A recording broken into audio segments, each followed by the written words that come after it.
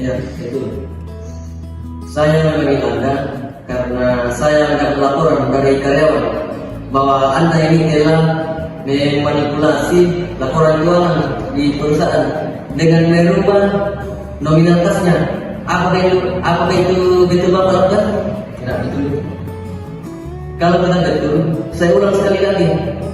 Apakah Anda merubah nominal kas di laporan keuangan perusahaan? Baik Pak, saya mengakui. Ya. Jika Anda mengakuinya, kenapa Anda lakukan itu? Apakah Anda tahu kalau merubah nominal kas itu, merubah laporan keuangan akan merugikan perusahaan? Saya tahu, sebab kesalahan saya Pak. Saya sekedar eksistensi. Ya, jadi apa alasan Anda melakukan itu?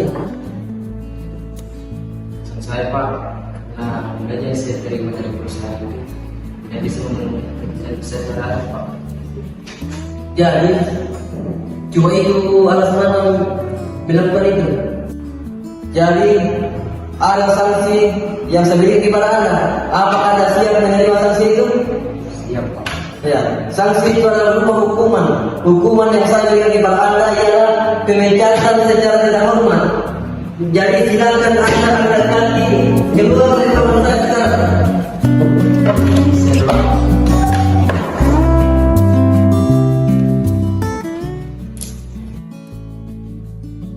Lingkungan hukum yang berubah. Profesional audit mempunyai tanggung jawab di bawah hukum untuk yang pertama, memenuhi apa yang telah dicantumkan di dalam kontrak dengan klien. Yang kedua, bila ada kegagalan atau ketidakmampuan melaksanakan kontrak sehingga gagal menyajikan pelayanan yang baik. Yang ketiga, dalam keadaan tertentu bertanggung jawab terhadap pihak di luar klien atau pihak ketiga.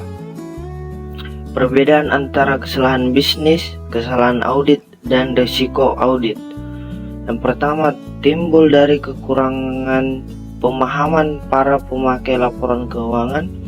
Yang kedua, menyebabkan adanya tuntutan kepada perusahaan akuntan publik. Kesalahan usaha. Bila usaha tidak dapat mengembalikan kepada para peminjam atau tidak dapat memenuhi harapan pemegang saham karena keadaan ekonomi atau usaha. Kesalahan audit terjadi ketika auditor mengeluarkan pendapat audit yang salah karena tidak memenuhi syarat yang tercantum pada standar audit yang dapat diterima atau PABU.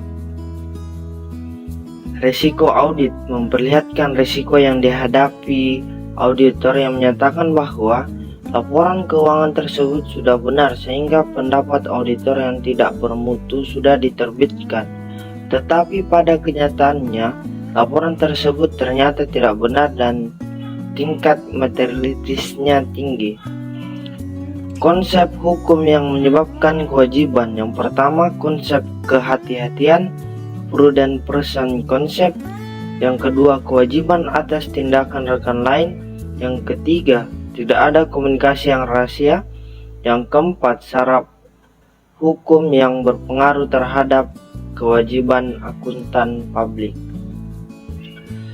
Kewajiban terhadap klien, tanggung jawab auditor kepada klien, pembelaan auditor terhadap klien. Kewajiban terhadap pihak ketiga menurut common law atau hukum adat. Sebuah KAP mungkin berkewajiban kepada pihak jika terjadi pada pihak penggugat karena mengandalkan laporan keuangan yang menyesatkan. Merupakan anggota dari pemakai jasa yang dapat diandalkan oleh auditor dalam hal laporan keuangan. Kewajiban perdata menurut hukum sekuritas federal. Hukum sekuritas, perubahan hukum sekuritas tahun 1943, pasal 10B ayat 5 dan sekuritas, pembelaan auditor 1034, Sangai SEC. Kewajiban kriminal. Cara terakhir, para akuntan publik dianggap bertanggung jawab, memaksa praktisi untuk sangat peduli dan menggunakan itikas baik dalam kegiatannya. Melindungi setiap akuntan publik terhadap kewajiban hukum. Langkah untuk meringankan kewajiban. Yang kedua, berurusan dengan klien yang memiliki integritas, memperkerjakan staf yang kompeten dan melatih serta mengawasi mereka dengan pantas, mengikuti standar profesi, mempertahankan independensi, memahami usaha klien, dan melaksanakan audit yang bermutu.